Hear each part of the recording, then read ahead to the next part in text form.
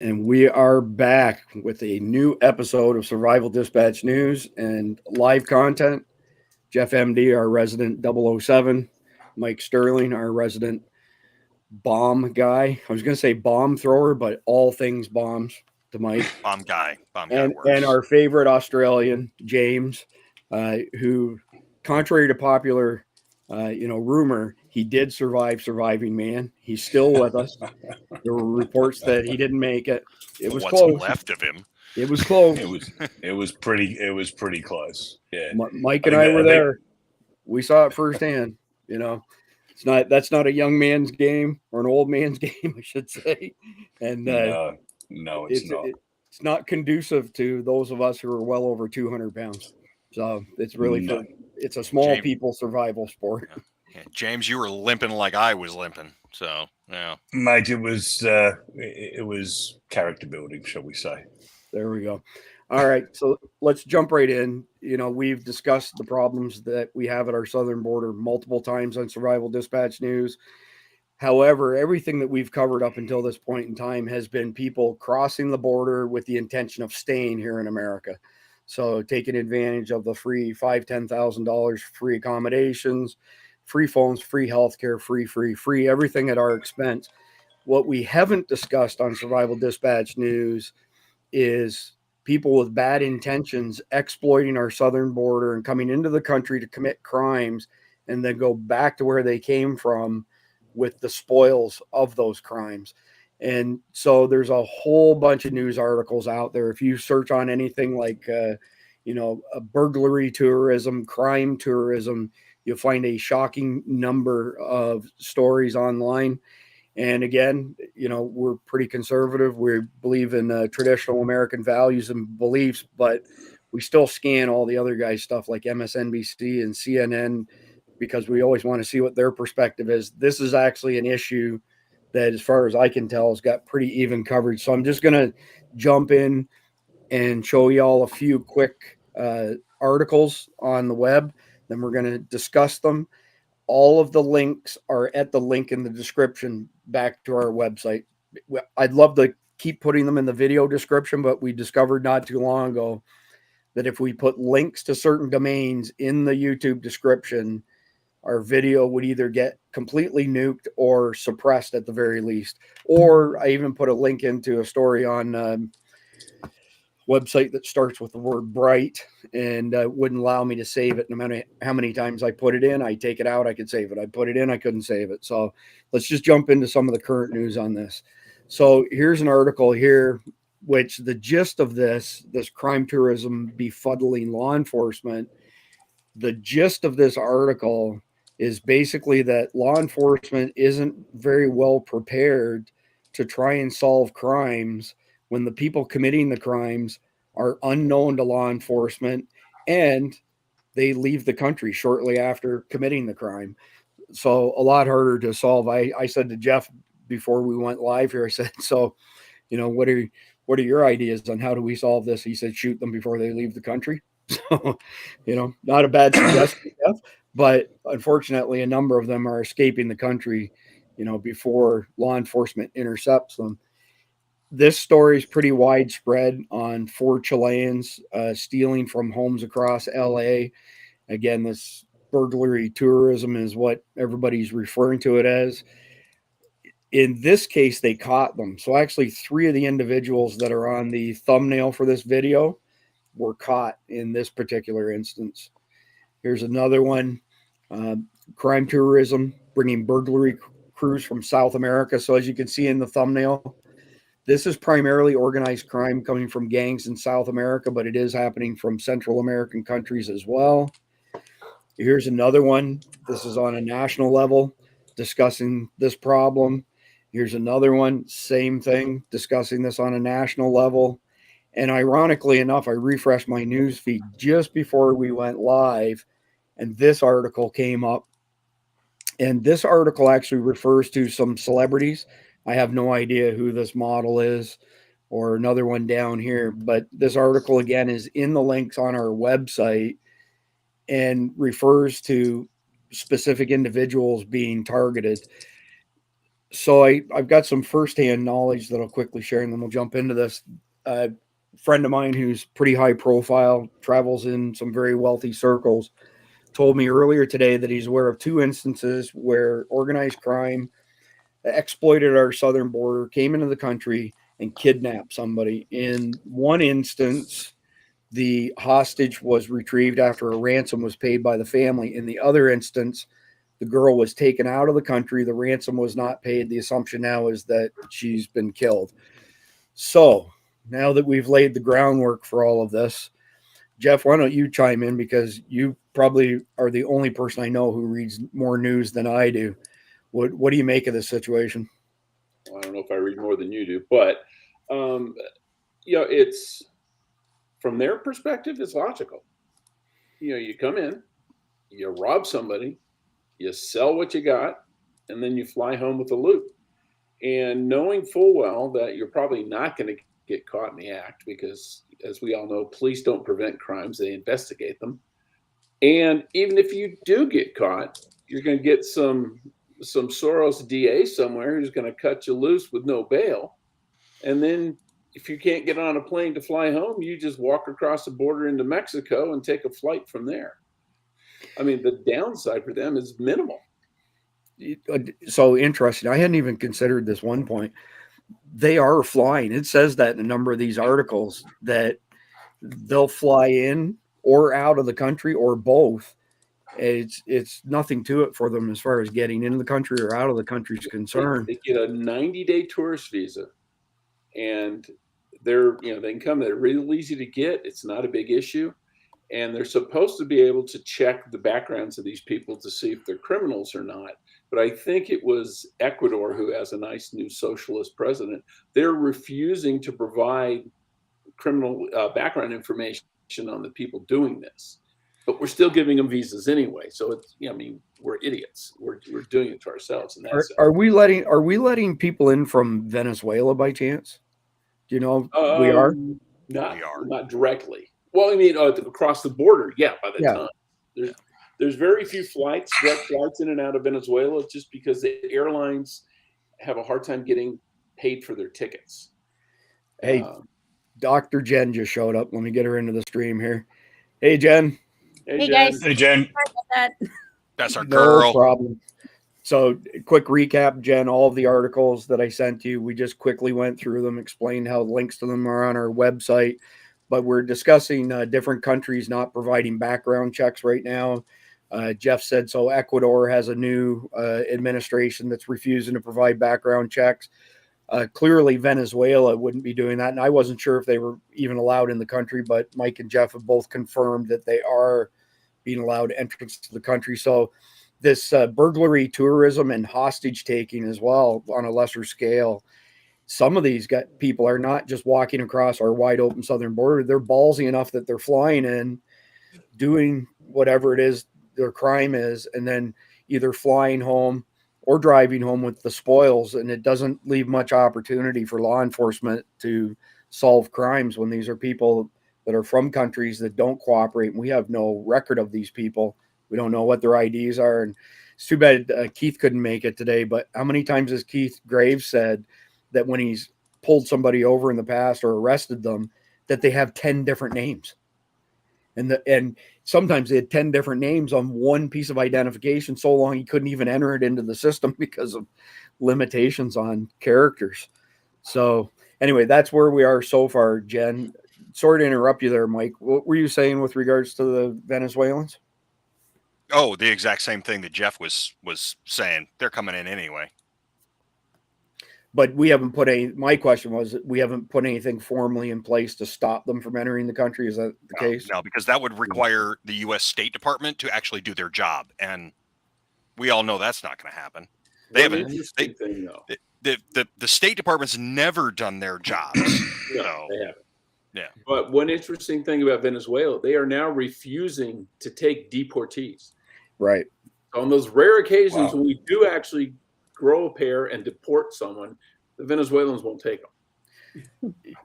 So I read that. What comes out of that, Jeff? Like, what happens to those people? They're in some sort of limbo? Do we bring them back here? What do we do with them? They probably parole them in into this country. What we should do is, if they came in through Mexico, kick them back into Mexico and let Mexico deal with them. Right. Yeah. I mean, I read that as well, that Venezuela refused them entry, but my understanding is that we had flown them back to Venezuela. So why not just say, "I'm not too bad, so sad, they're yours. See you later." Leave them in the customs area. You got to land first. Right. Fair enough. Fair enough. So, sorry, go ahead. If the process goes the way the process should go, for a country like that, then the individual would be paroled into the country that they entered the United States from, which would be Mexico, if the process is working the way it's supposed to work. And hey, who knows, man? I just work here. Right. Deported everyone who entered from Mexico back into Mexico. Mexico would stop them from coming in. Hey, check this out. So, I mean, one of the things I like doing these lives is that we get some instant feedback from our followers on the chat. I don't know what agency this is, and I don't know if Dark Knight wants to share it or not, but my agency busted a group from China. So that's good information. I mean, good to know that somebody's doing their job. And most of the people, to be quite frank, on the front line are good people, right? We all know that. It's the upper echelons with their crazy policies. There's another interesting one here. Cheryl comments on a bunch of our stuff. So to quote Jason Aldean, try that in a small town. So, you know, as dire as the circumstances are, I think we deserve credit as Americans that we can still have a sense of humor over this stuff, which is super serious. And we've got some serious problems here to solve, but appreciate that comment, Cheryl. Jen, do you want to? Let's face it. A sense of humor is a prep, and it should be developed daily. Fair enough. Fair enough. You are what you think. If you have a negative mindset, nothing good's going to come out of it, right? Jen, do you want to weigh in on this stuff? Because I'll be honest with you, until these articles started hitting the news, my mind wasn't even thinking of the people coming in, committing crimes, and going back out. It was just this constant influx. What's your take on this? Well, I'm just confused. I mean, these people could save a lot of money. They don't realize that we're not prosecuting most of these. I mean, in all seriousness, I mean, some of these crimes are, you know, when you're talking about organized crime, you're talking about a lot of money and that sort of thing. But, you know, we've got to start taking every crime seriously in this country again. And, you know, these guys know that we're soft target. We should change that.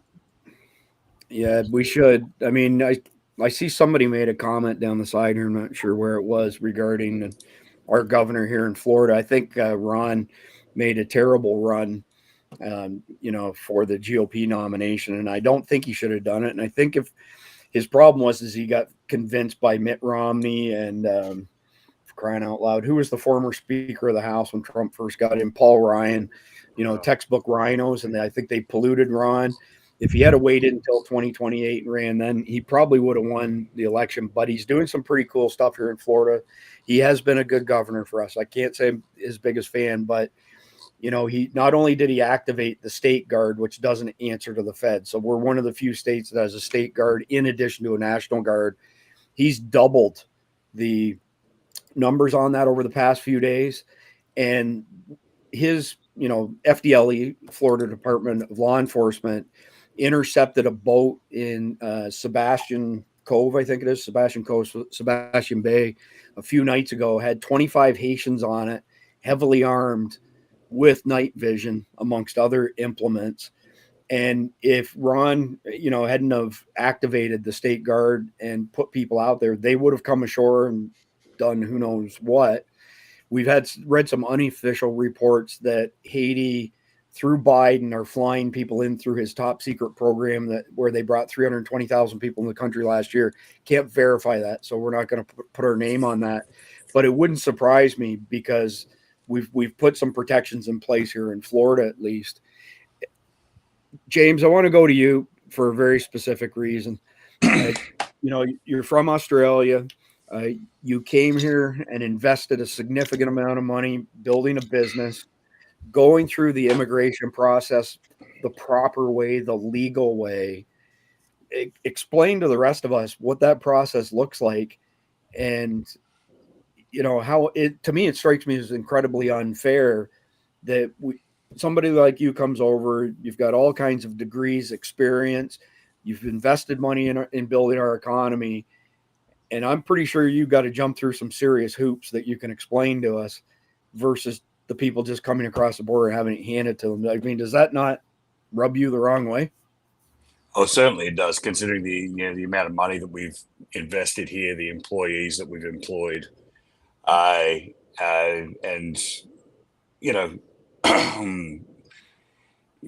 okay. So for me, being an Australian, there's a specialty visa for me with my qualifications. It's called an E3 visa that's got to be renewed every 2 years. Okay. Now, every time you go through that process, the first time we went around that, it was probably about $6,000 to do, and it cost me about every 2 years, cost me $3,000 to $4,000 just to renew, and it's a paperwork exercise. Now, for me to get a green card, and a lot of the green cards that are awarded over here are through marriages. And hats off to the people that are doing that when it's a real marriage. But let's be honest, we all know people that have gotten their green cards, and they're paying the person X amount of money to say they're their wife or they're their husband, whatnot. And in 5 years' time, it's all done with, and they part ways. But then they've got a green card. For me to get a green card through the business, through Pilgrim Ammunition, takes around about 3 years and about $30,000 to start. So $30,000 in government fees, is that right? Government fees, lawyers' fees, yada yada yada yada yada. So I'm not familiar with all the different visas, but is there a requirement that you spend something like $1 million or invest something like $1 million? No, not with that, because I'm getting it because I'm here with the business and I'm the business owner and I've got X amount of shares, and the E3 visa is a carry on. It sort of carries on the experience and my qualifications and whatnot. But yeah, I mean it's a paperwork exercise, and with lawyers' fees and processing fees and whatnot, we've done the numbers, and it's going to cost minimum $30,000.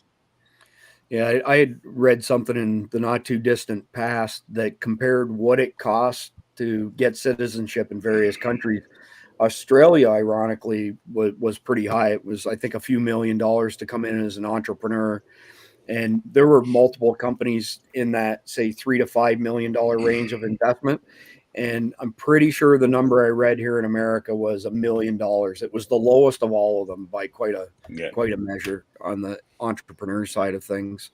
Yeah, and we eclipse that number anyway with what we've invested here, and what we plan to invest in the future. But yeah, I mean, the only reason, and a lot of people joked about it. I mean, we've even joked ourselves, Chris. The only reason that I don't sort of catch a plane down to Tijuana, have a day drinking, a day recovering, and then walk across the border with everybody else is, I believe that, with the next administration, that a lot of these visas are going to be taken away.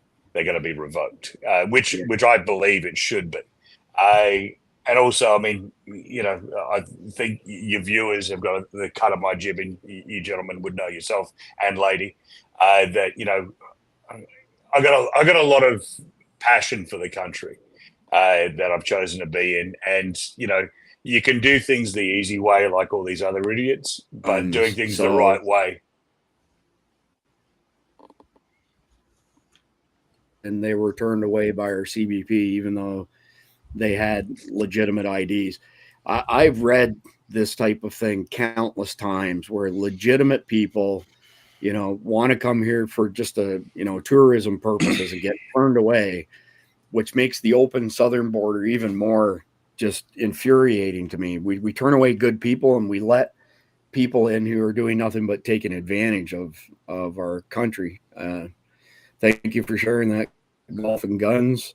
Just scanning through the side here. So here's a good one. that we can discuss briefly. Be rich. I like it. Everybody should be rich if you work hard and you deserve it. Yeah, two big caveats. Just want to qualify that. But this is interesting. So Todd Callender is a personal friend of mine. A few people on here have met Todd as well. And he has an operation underway right now to expose all of our government officials who do not have a valid oath of office. There's not one single person in the Biden admin who has a valid oath of office.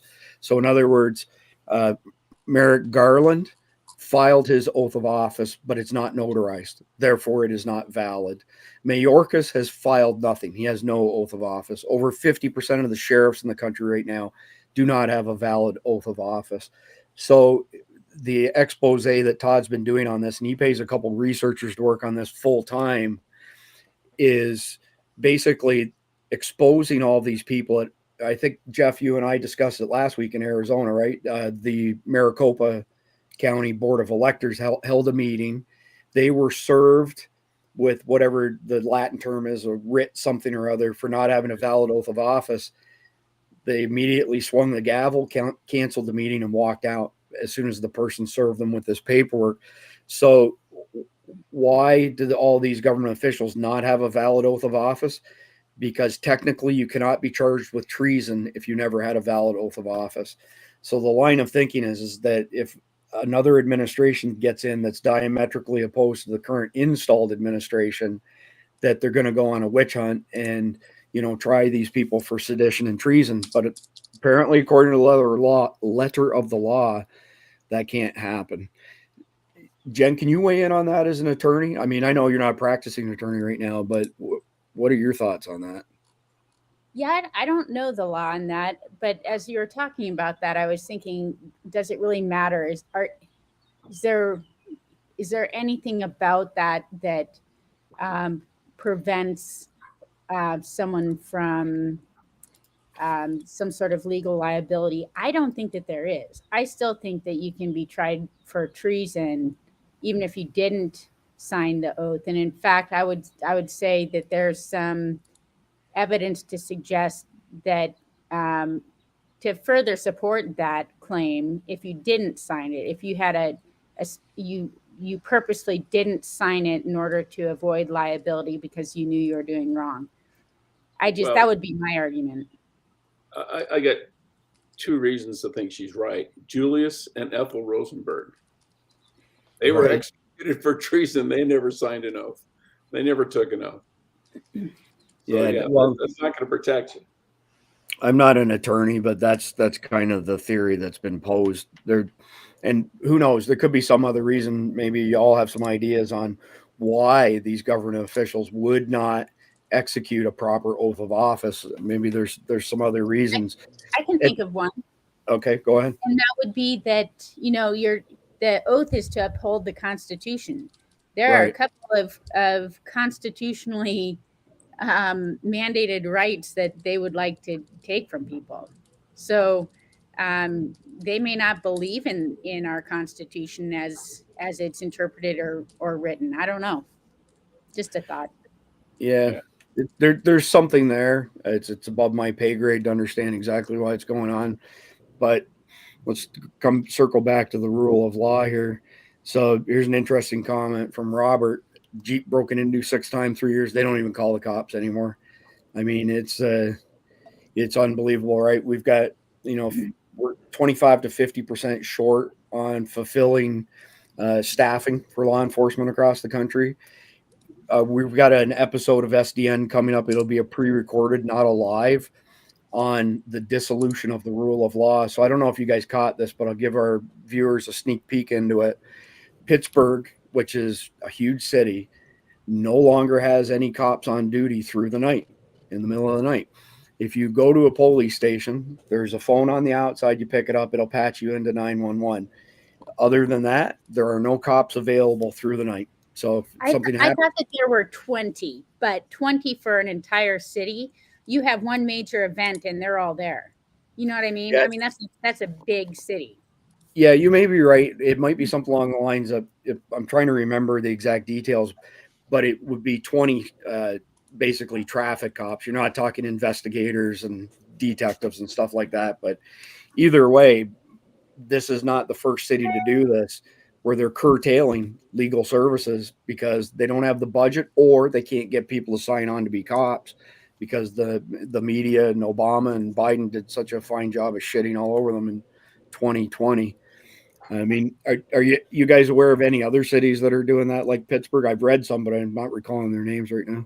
Well, something that related is kind of trying to do the opposite. I guess Tennessee today or yesterday passed a law to basically bolster the police by saying a city cannot, any jurisdiction cannot make it illegal for the police to pull someone over for a traffic stop, or they can't dictate what the police can or cannot pull someone over for. And it was just basically giving them the right to, when they see a suspicious person, they can pull them over like they used to. Two Democrat congresspersons in the state were, this is Jim Crow. Yeah, he passed it with all of his Confederate buddies. This is just racism. You know, being able to pull someone over for a busted taillight, and as Keith will tell you, a lot of times, they have that little tingle on the back of their neck, something's wrong, they pull someone over. And he gave the example, they pulled a guy over and he was a hitman on his way to kill an entire family. Right. So, you got to let police. And the idea that when you let them police, the other side is accusing you of being a racist and and being a Confederate and God knows what else. So even when they're trying to do the right thing, they're getting ridiculous amounts of pushback. And so JD just put this comment up, or not too long ago. This is interesting, where there was a wreck, and the people who caused the wreck, no IDs, didn't speak English, probably didn't belong here. I've read quite a few instances lately, and it's going to be part of that next episode of SDN that we record on. Somebody's done the work and tallied up all the DUIs and the DUIs that have caused deaths by people who are here illegally. And we had Tactical Carl on a couple times, and he's a black guy, right? And he said, look, I don't want to sound racist or anything. And he's a sheriff's deputy, but he said by far and away, a certain demographic, and he mentioned it. I'm not going to mention it because we'll probably get slapped down by YouTube, but very specific demographic is known in Texas to not think anything of drinking and driving, and then, causing wrecks and killing people. So it's unfortunate that we have to censor our words here. Facts can't be racist, but apparently the tech overlords don't believe that. Mike, what are your thoughts on all of this, as far as, police being allowed to actually do their job? So, of course, I think that's, as usual, it's going to be dependent upon, whether or not the powers that be in your area are insane or not. I mean, we don't have a lot of these problems down here in the South. Even, I'm here in Northern Alabama, and even if you go to cities like Montgomery and Birmingham or even New Orleans, yeah, no, man, the cops will lay a beat down on you when you deserve it, and a lot of the time you do. But then at the same time, you hop over to Atlanta, and you're in an area there where, one, you don't have enough guys on the street, period. You just don't have enough uniforms out on the street, period. And you've got a DA that is absolutely freaking rocker insane, or a large other amount of additional people that will, that they'll burn you for doing your job. So it's just a bad show all around. I just can't believe how quickly things have changed. So, when I was a law enforcement officer 30 something years ago, I had this ability to sniff out bad stuff for whatever reason. Something just didn't look right to me. Or I remember I was going through a neighborhood and something caught my eye. I didn't even know what. I circled the block, came back, and I saw someone just sitting in a parked dark car across from some apartments So I contacted this person. They had a no contact order for a person in that that apartment. And apparently they were stalking them and waiting to do bad things to them. Or just watching a beater car go through a nice neighborhood, someone who didn't look like the demographic that lived there. You can't do that anymore. You know, but when we grew up, because we're, you know, most of us are the same age here. I mean, Jeff, he's like the senior citizen of our group, but the rest of us, being Generation X, we grew up with Sesame Street and which one doesn't belong. So it's, you know, we were taught that from a young age. You can't even pull people over anymore for, I mean, used to be that there was something not right about someone. And so you followed them, you waited for a traffic violation and pulled them over as a reason to contact them. You just, policing is very different these days. And it's unfortunate because you get someone who is very attuned to just seeing what's out of place and being proactive. Now they're just reactive now. And I don't, you know, I have people in the family who are law enforcement. And I have a great deal of respect for them and I love the job, but it's a different job now. And that's why I tell people you're your first responder, because they come when, you know, they come if there's a violent crime taking place, but they don't come otherwise. They can't. There's not enough of them, and they're triaging essentially. Yeah. Hey, James, did you see mate. the comment? Did you see the comment? I saw that from Elevator Man. Yes. Yeah, I'm shouldering the burden. That's okay, mate. That's okay. I appreciate that, Elevator Man. But just continuing on with what Jen was saying, you know, cops aren't allowed to do their job anymore. But the policing in Australia, and most of the dealings that I've had with all the road time that I've had with cops in this country, has been sort of 70% really good, 30% absolutely awful. You know, it's the cops aren't allowed to do their job, and because the cops aren't allowed to do their job, it's attracting people that shouldn't be in the job, and they've got to, you know, and obviously the different counties and the different towns have got to take what they can get, but they're not attracting the best people. And if cops were able to do their job, and, you know, there's been bastard cops right through the ages, but there's also been some really, really good blokes and women as well that have just been there to do their job. They know how to de-escalate, but they also know how to deal with a shithead. So, yeah, I mean, it's a slippery slope. You know, not only, you know, cops can't do their job, but they're just due to necessity attracting sometimes the wrong people. Well, yeah, and there's another element to it, which is really the topic of this video, is that it's making it pretty obvious to criminal elements outside of the country that they can walk in here, commit the crimes, and walk back out with impunity. Yes, no accountability. Right. I'd love to address Dwight's comment there, if you don't mind. By all means. Yep, 100%. So Dwight, I think that's a super important. James, you met Philip from WAFT. WAFT is it's where our families train, World of Firearms Training, West Orlando Firearms Training. Call it what you want, but it's scenario training. And let me just tell you a story. He and I are going to write a book called Hard Target: How to Survive and Thrive in a Dangerous World. But what these women that you're talking about are doing is they're making themselves a very soft target. And as just an example of one of the women who went and trained with Philip at WAFT, she's a however many black belts you can get. She's tiny. She's little like me, but, you know, she felt like she's totally safe. She's a professional shooter, black belt in this and that. And she just was running out to the store one day to get something for a birthday party. It was 3 minutes away. She's like, you know what? She usually concealed carry. She didn't that day. She jumped out of her car. There were 2 vans in the parking lot, and they tried, as like team tagging, tried to abduct her. She said that without the scenario training and with she would have probably been killed that day, because when she went to the scenario training, she froze.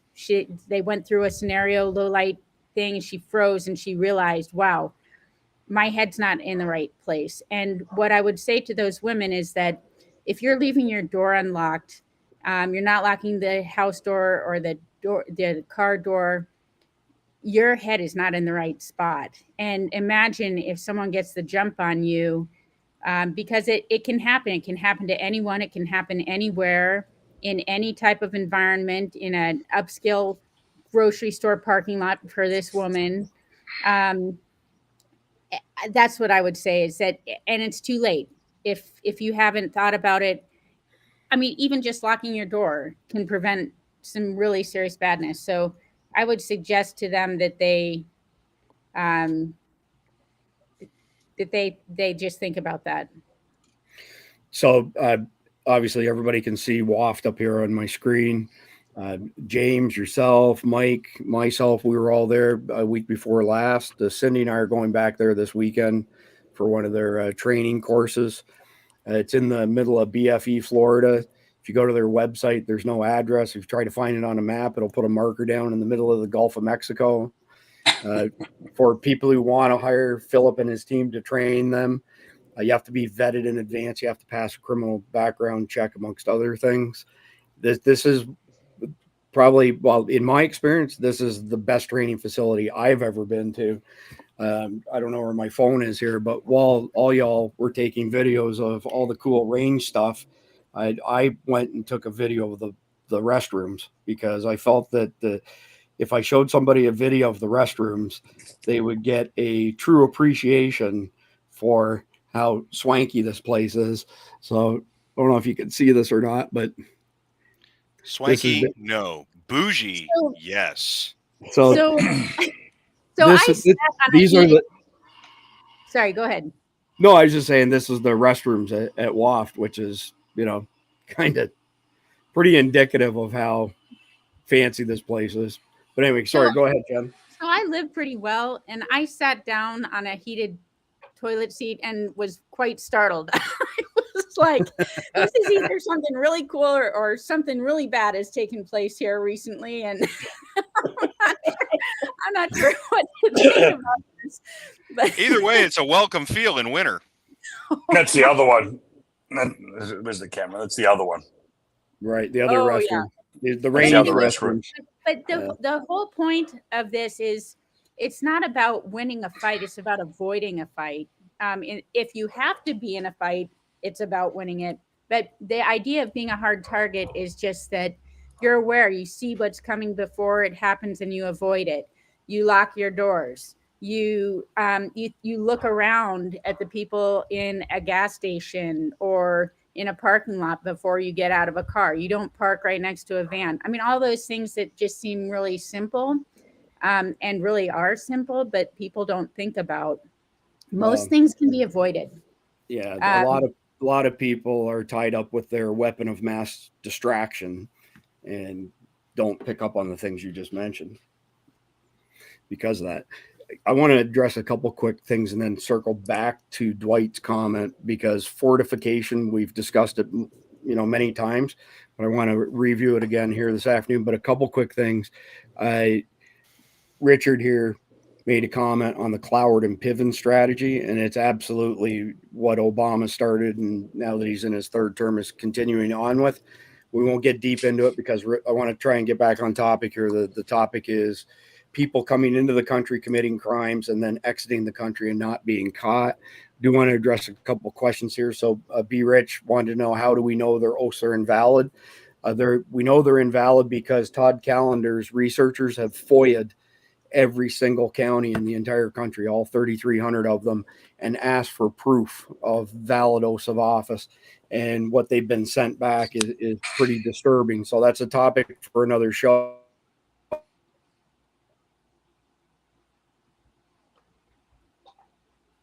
Lost you, Chris. You're back now, mate. Oh, you got me now? Yeah, you locked up. Got you back now. Was saying was how we know they have valid oaths of office is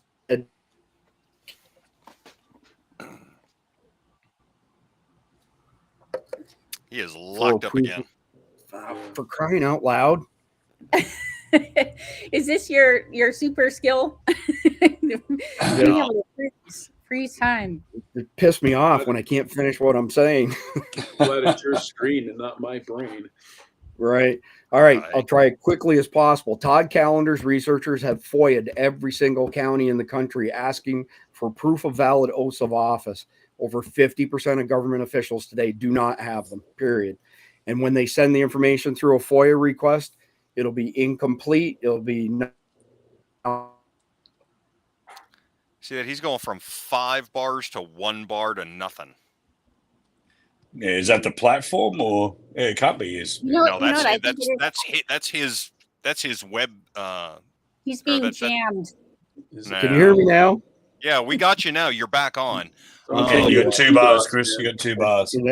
In that day and age, and me coming from tech background, that just pisses me off big time. So sorry. Anyway, let's move on.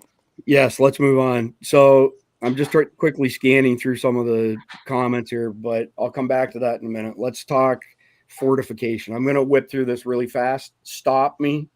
If my stream doesn't stop me, you stop me and chime in with some of this stuff. There's some easy things that can be done to fortify your home and things that we've discussed before. So putting bars like this on your doors, patio doors, your man doors. And speaking of which, everything that I'm showing on this video are products that we've personally used, so we can kind of vouch for them. There's another example of a bar for blocking your door. All of the links to all of this are in the link below that takes you to our website that has all this information. I prefer this style of door brace over the ones that I showed you previously. A little bit more expensive, but if you're handy with carpentry and you can make a 2x4 look pretty, this is actually the most economical option and a good way to block your door. There's also one-way latches like this are pretty handy. You'll see them in hotel rooms these days. Again, if I say anything, guys, interrupt me here. I used to carry one of these with me when I traveled extensively, and I put it on a hotel room door so that if somebody tried to open the door, it would set an alarm off. Handy for your own house as well. These are some braces to stop your windows from sliding. This, as you can see from the side, this is all cheap stuff. These are glass break sensors. You set them somewhere typically in the middle of a room. And if somebody breaks glass, breaks the window, it'll set it off. These are outdoor monitors. You can put them around the perimeter of your home, your driveway. They'll send an alert to your phone and let you know when there's somebody in your yard. Really handy at night. Here's another style, does the same thing. Yet I'm trying to rush through this. If you don't have enough money to invest in real cameras, get some fake cameras. Or my office was broken into many years ago. I put 16 cameras in, and I put 16 fake cameras in that looked very similar because it was a pretty expensive proposition at the time. Here's another example of a fake camera. It has a battery, so it lights up. If you don't have dogs, you can put signs up like this. If you do have dogs, be careful what you put up, because if your dogs bite somebody, there have been cases with people who have beware a dog signs up who've gotten the wrong end of a civil lawsuit. Motion lights goes without saying. Again, even if you don't have all the cameras, just putting up signs that say you do, they could be hidden.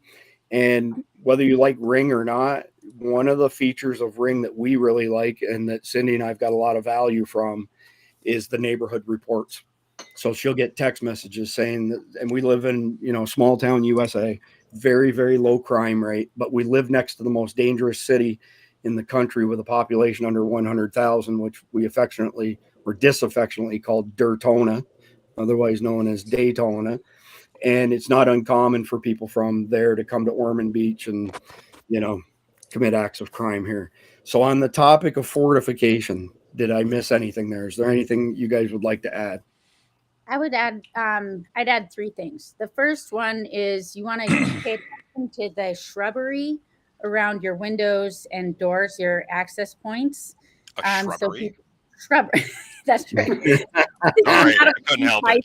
Reference, by the way, Mike. But seriously, so that people can't kind of hide in those spots. The second thing is I totally agree with putting signage up. Most bad guys are going to go to the easy target. So just even the threat of that. And then the last thing that I would say is I personally don't want cameras inside my house. If something happens in my house, I want the narrative to be my narrative. Sometimes under stress, even if you just don't remember things correctly, it comes across as being an untruth, which isn't true. But I outside cameras are fine. Inside cameras, I would say at least think about. Fair enough, Mike. Yes.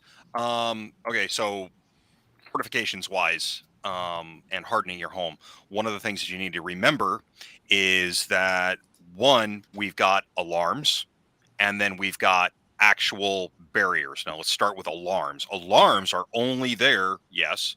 I got to interrupt you here because I actually forgot to put this down in my notes. 3 of the articles that I read on this phenomena of these people coming into the country, doing burglaries, leaving the country with the proceeds of their crime, I'm getting to that. have been using jammers Getting to and that. disconnecting people. Okay, go ahead. You roll with it then. Yeah, I was on that. Okay. Okay, so your alarms, of course, your alarms aren't going to tell anybody anything other than you if they're using a jammer system. And jammers are pretty easily available off the shelf these days. And it's a cellular jammer, and it's just going to wind up shutting the entire system down. And then your alarm is going to go off, and it's just going to tell you that there's something going on. Okay. But if it doesn't tell anybody on the outside, you have a problem. Okay. The next part is physical barriers. Physical barriers, as a combat engineer, former, we all make wrong decisions, when we're young. You have a blocking barrier, you have a turning barrier, and then you have delaying barriers. So a blocking barrier is absolutely going to stop them by all means from being able to come into your house. And that's going to be just, like your front doors, all huge with bars and all that kind of stuff on them. That is a blocking barrier. They're just not going to be able to come through there unless they decide to go big time, and they're going to have to use explosives or rams or just drive a vehicle straight through it, things like that. A delaying barrier is predominantly what we wind up putting on our homes. All right.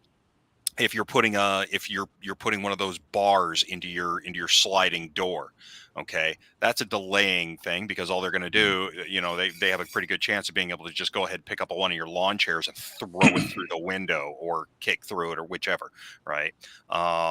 You're slowing them down. You put the 3M Mylar onto there, right? Now that's going to slow them down even further. And what is that doing? That's buying you time. Okay. And then you have turning barriers, and that's your thorn bushes and the like, which is going to go, I would go through there, but that's going to suck to get into there, right? Because it's basically natural barbed wire at that point. Now, that's going to be me turning them into other nefarious things that I've got coming.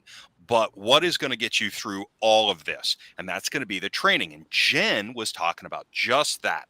That lady she talked to had, just absolutely broke down there at Waft, right? Right. Why? Because the human mind does not rise to the occasion ever. It will always fall to the level of its training.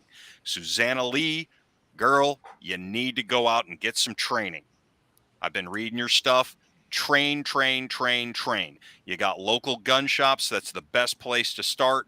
Talk to them about finding a good, go to an indoor range near you and find a trainer. All right. Start there. You don't even have to buy the gun first. Usually you can start with a borrower. All right. Go to a dojo, go do something, but you've got to train. Otherwise, you are automatically going to go from wherever you are to condition black.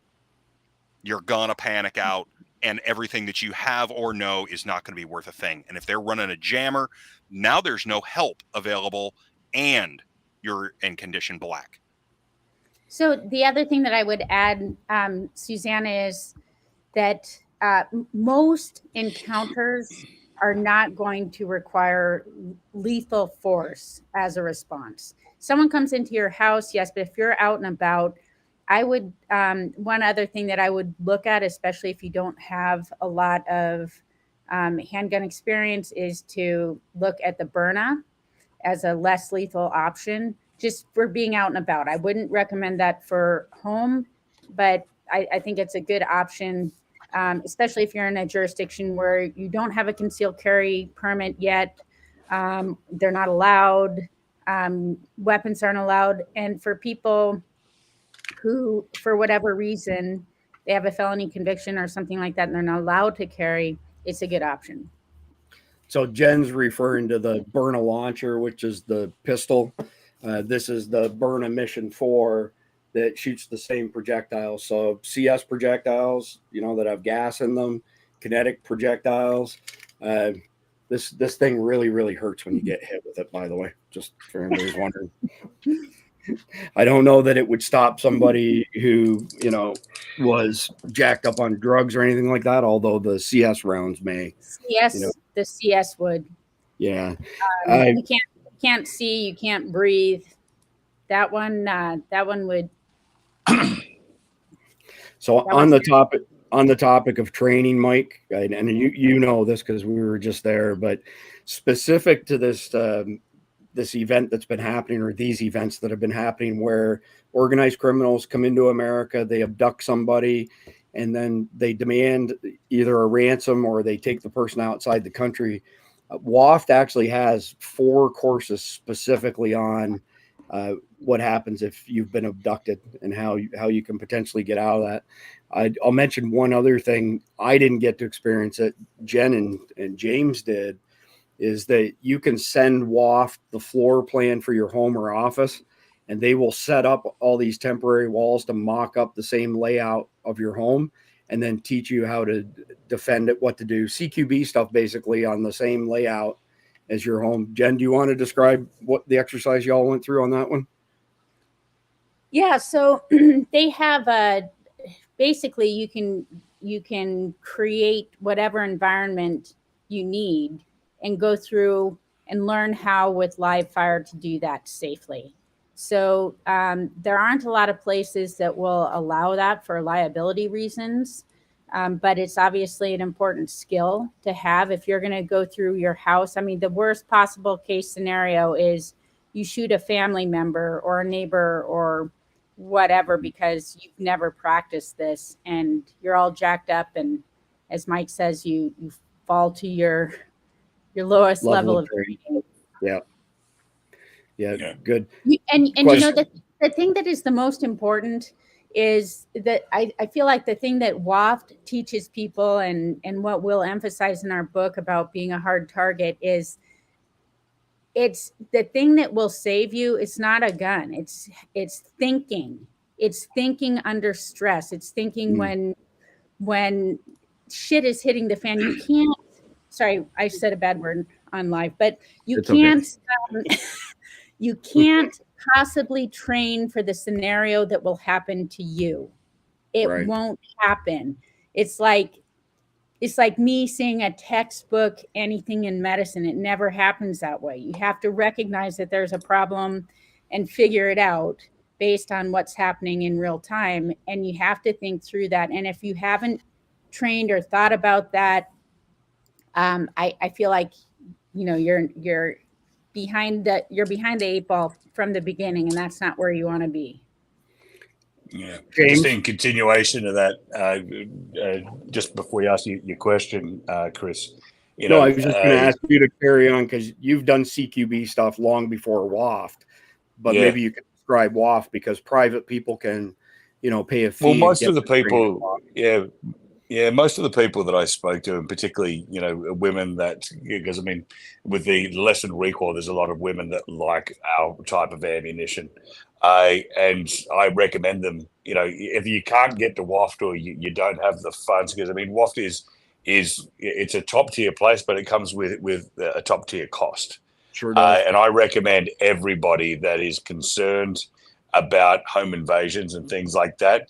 It's really easy to find somebody in your local community that has a certain degree of experience, and you can learn how to clear your own house. And you don't have to fire the weapon, okay, but you can do a dry fire, and you can learn the best way to navigate your own home, which you know better than anybody, on where the safe spots are, so you can clear your house. And it doesn't mean that just getting home and you see your door off the hinges, if you're going from the bedroom and you hear a noise downstairs, okay, so where's your safe spots? How can you clear your house?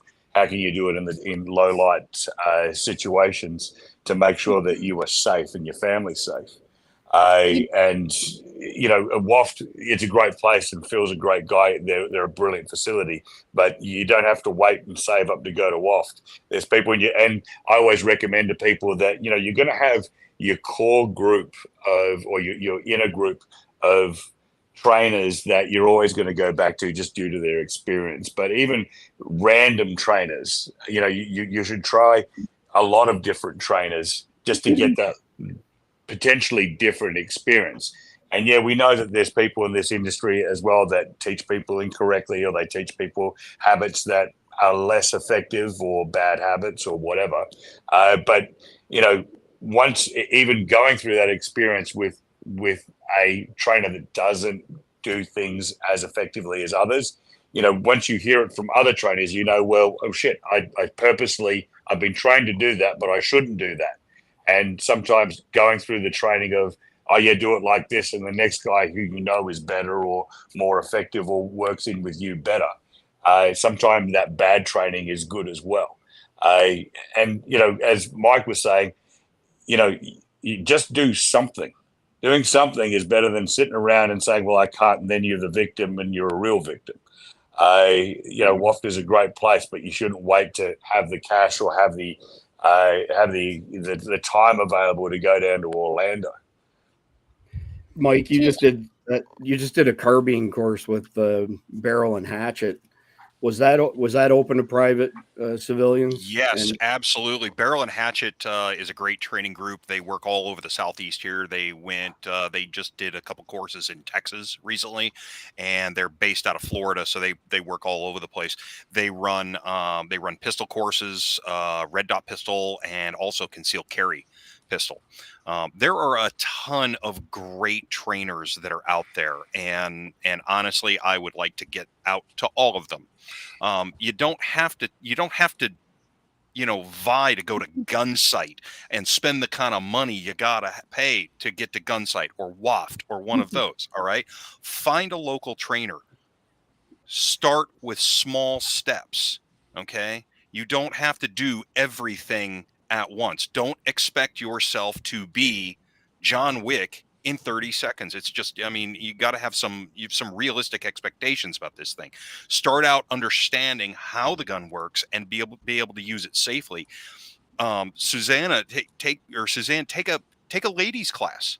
Okay, those are the best. Like who we got down here? Timberline down here in Montgomery. He and his wife, Mackie and his wife, they swap on who's going to be the primary instructor. If it's a ladies class, his wife takes over as the primary instructor.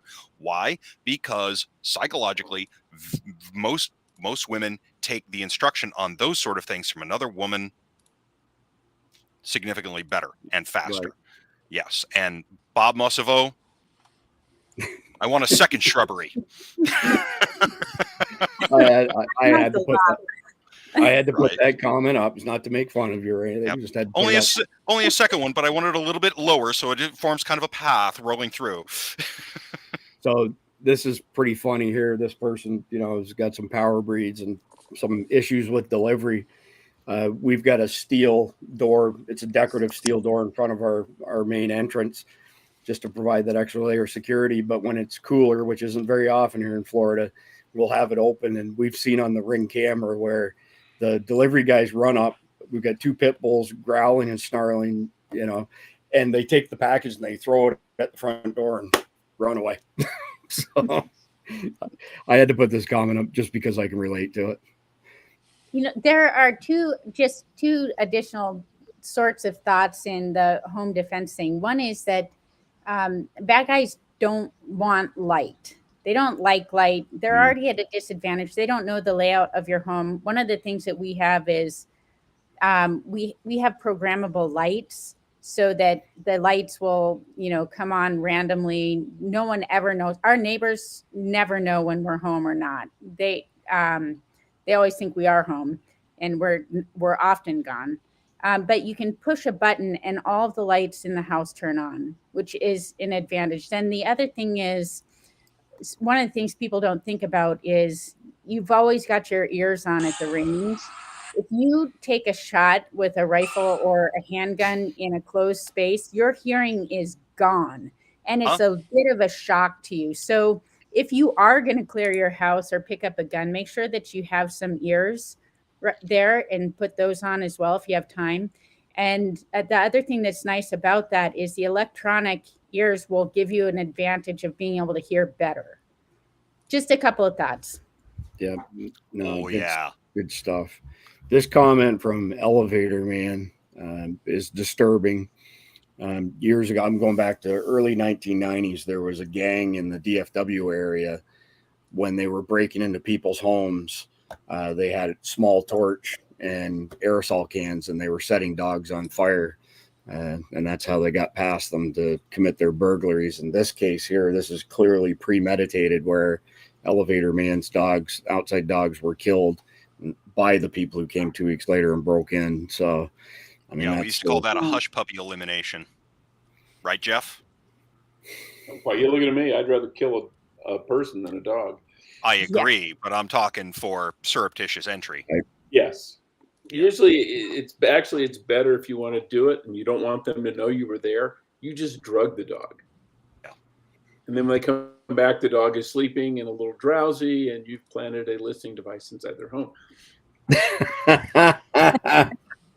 Pro tip. Know anything about that?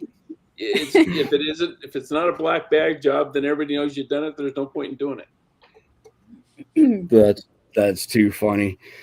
All right, y'all. I'm just going over my notes here. One thing I forgot to mention is you can go to our website, survivaldispatch.com, and we have a free download. It's under the Connect menu up top for home defense. It's a 10, 12-page PDF that we put together with advice on how to make a home protection plan. You know, it's going to be different depending on your floor plan, how many people are in your house, do you have kids, visitors, all these different things. I mean, a former house that I had that was split, we used to tell the kids and any visitors where the bedrooms were on their end is that if all hell broke loose, for them to get to the bathroom, which was just outside of each door, as fast as possible. So I knew exactly where they were. So we're not shooting through walls and hitting family members. But go ahead and grab that free download. I had the training at the very end, Mike, for waft and barrel and hatchet, but we've covered that. Does anybody have anything else they want to cover before we wrap this one up? I just want to put in a plug for James and his business and his ammo. We tested that out on Surviving Man 3, and from a physician standpoint, I was very impressed by the stopping power of it. But more importantly, the important thing is that you don't hit something you don't intend to hit. And if you miss, and this will not go through walls, it's not going to go and hit, another person in a bedroom. I'm very impressed by James's ammunition, and I'm going to put it in all my weapons. Yeah, so appreciate that, Jen. And let me just carry on that. I mean, it won't go through a person and into another person. That is our unique selling point. However, if you do miss, this stuff will go through walls. It'll go through car doors. It'll go through windshield glass accurately. But the unique selling point is that if you're in that low light situation, you don't see one of your kids behind a hostile or something like that. That's where the unique selling point is. And I appreciate. It's not going to be like a rust set situation, goes through one person's arm and kills another person. Correct. Correct. We've done multiple tests with James ammo now that we're on this, because this is a home defense thing. Mike can speak to it as well. We did some testing in Georgia at Jason Sawyer's, and this is what James's ammo does. Goes in 3 or 4 inches. The projectile breaks into fragments, causes a massive wound channel. When you watch it in slow motion, you're looking like at a 6 inch wound channel. If you wing somebody through the shoulder right here, it's going to turn the left side of their heart into jelly. It does not overpenetrate. The base plate travels a little bit, but it's not going to kill anybody. But we used Mike's Hornady XTP when we were in Georgia. We were 40 yards from the steel targets because we had just done some other testing. And when we shot it with my PCC, the Hornady XTP not only went straight through the gel, it rang steel at 40 yards away. We have tested every single Hornady self-defense round out there. James and I did some gel block shooting a few weeks ago at Volusia Top Gun. This is the wound channel. This is your Hornady critical duty or your Hornady critical defense or XTP. It goes straight through a 16-inch gel block. The wound channel is the size of my pinky. And anybody who's been in hairy situations will attest to the fact that if you hit bad guys that are jacked up on drugs with that kind of ammo, they're not going to stop. They keep coming at you. Whereas James ammo will put the hurt on you in a really bad way. And stay tuned, by the way, we've got an upcoming video. It'll be on our Cloud Hub channel, CLOUTHUB.com, because we're not suppressed and restricted from gun content. That particular video, we're going to show 8 different personal defense rounds. Out of all 8, other than James's, only 1 round didn't go through the gel block, but it came this close to going through. So if it had gone through somebody, it would have killed the person behind them. Only 1 out of 8 didn't. The rest of them sailed straight through. And we had our lab radar set up, which is a Doppler radar chronograph. And the 3 Hornady rounds that we tested exited the backside of the gel block at over 750 feet per second, which is almost the muzzle velocity of a 45 ACP. So, there's a lot of bullshit information out there on ammo. And when you test it firsthand and you see the differences, James, do you pay us at Survival Dispatch any commission? No, not right now. We'd like you to. When James brought that up, I said, no, but you know what? Give our audience a discount. Our Survival Dispatch 10 on pilgrimammunition.com gets you 10% off of James ammo. We don't get a penny. And we do that, 1, because James is a friend, and 2, because it works. I've been shooting this stuff for a few years now since I met James. I don't shoot anything but, period. End of story. So yeah. And I would just add, as a former law enforcement and as an emergency physician now, I hope every single law enforcement officer in this country starts using his ammo.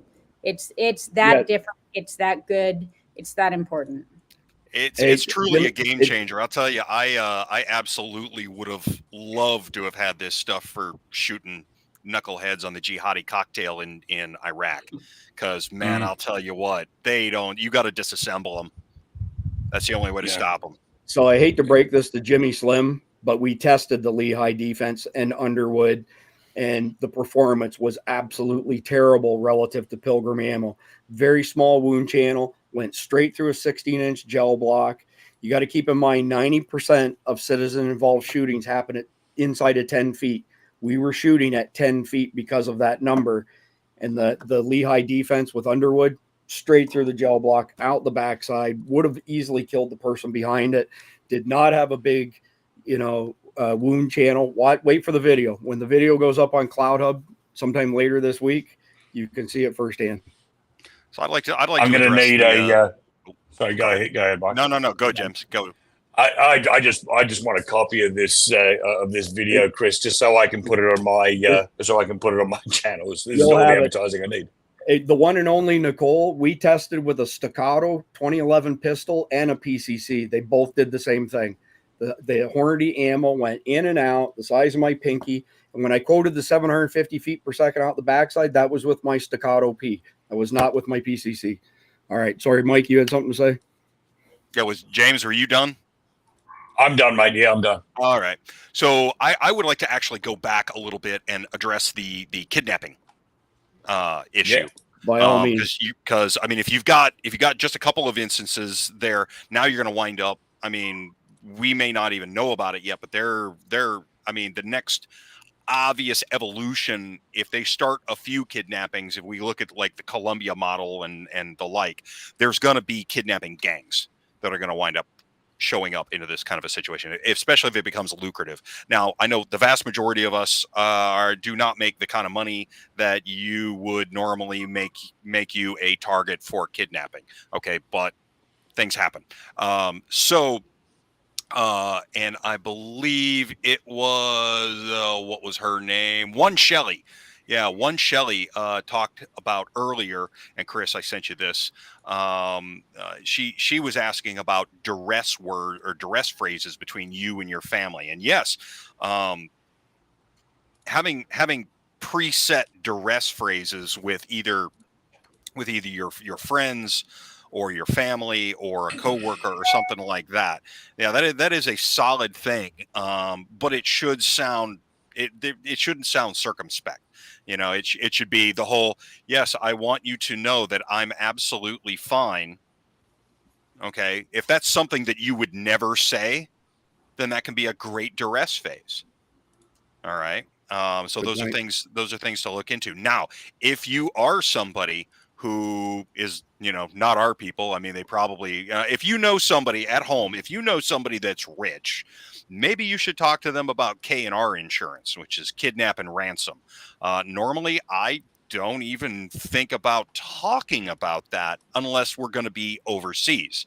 And anytime my crew and we work overseas, we automatically get K&R insurance as part of our package, just because it's a thing that happens. But here in the US, wow, I never thought that might even be, even in the thought process. But it looks like now some people are going to have to start thinking about that. Again, you've got to, if somebody's going to be kidnapping you, it's going to be for one of two reasons. One, for financial gain, which the vast majority of the time it's going to be financial gain. If they're going to grab you here in the United States, it's going to be an extortion and ransom situation, or it's going to wind up being, wind up being grabbing you for, the more nefarious purposes, which is usually, human trafficking and the like. Right. But that's a lot more risk to grab a person like that, when, I hate to say it, there's a whole lot more people out there that are very easily grabbed, and they don't have nearly the strings attached to them that a lot of us have. So, I don't know, Jeff, you got anything to add on to that? No, I think one of the ways to avoid is when you're out in public, be aware of your surroundings and go through scenarios in your mind. If you're walking into the grocery store and you see there's like a little sketch van parked to the side, you ask yourself, okay, someone comes tearing ass out of that van running towards me, what do I do? Standing there and wetting yourself is probably not the best answer. The big thing when, like in anything to do with ambushes, is get off the X. If they're targeting you at a specific place, it's because they want to get you in that place. They've picked it for a reason. So get out of that place. We told, I have a daughter, and we said, whatever happens, never, ever, ever go with them willingly. Kick, bite, scream, make as much of a scene as you can. I'm not stupid. I want to see the candy before I get into the van. Well, yeah. And it depends what kind it is, too. Right? Now, if it's that crappy dum-dums, no way. Or black licorice. I mean, come on. Come on. I'm not going with you for that. That's too funny. So Mr. Sellsworth has weighed in on duress phrase here. Yeah. Bring me a shrubbery. Nice one. I have a feeling that the word shrubbery is going to come up more often. It's going to be trending, man. Shrubbery is going to be trending. Yeah. All right. Okay. Has anybody else got anything they want to add before we call it a day? I'll take that as a no. All right. Avid collector. I have several broomsticks and a backhoe. No phone call will be made. These guys want to take a tour of my home. All right. I like it. Maybe call the sheriff, maybe not. Doesn't sound like a bad plan at all.